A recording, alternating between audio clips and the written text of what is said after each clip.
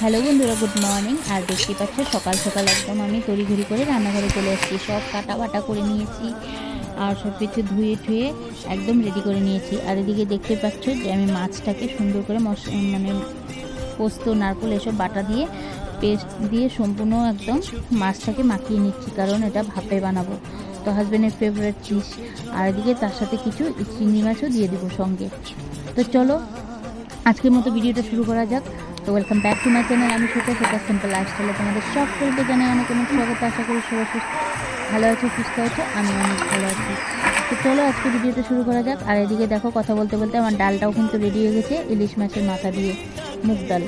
আর এদিকে 5 রকমের ভাজা, এসব কমপ্লিট। এদিকে ঘরে ছিল একটা তরমুজ, ভাবলাম যে না একটু জুস বানিয়ে নিই। তো ওরা তো জুসটা বানিয়ে একদম রেডি করে নিলাম, একটু জল জিরা ঠুল জিরা দিয়ে। এদিকে ভাবলাম যে না কিছুক্ষণের জন্য ফ্রিজে রেখে দিই, তো ঠান্ডা ঠান্ডা থাকবে। তো জুস বানিয়ে একটু স্টাইল করে একটু ভিডিও করে নিলাম। তো যাই হোক, প্রচুর কাজ থাকে, একা হাতে সব সামলানো মানে অসম্ভব হয়ে যায় কখনো কখনো। তো আজকে যেহেতু অনেক রান্নাবান্না ছিল, তো যে ভাবলাম যে না পটাপট করে করি। তো ঝটাপট করেও রান্নাবান্না করে তো মোটামুটি 2টোর মধ্যে কমপ্লিট করেছি। এদিকে হাজব্যান্ডও চলে এসছে, তো ওকে বসলাম বসো। মোটামুটি আমার এখনও হাসি পাচ্ছে, কী যেন বলছিল।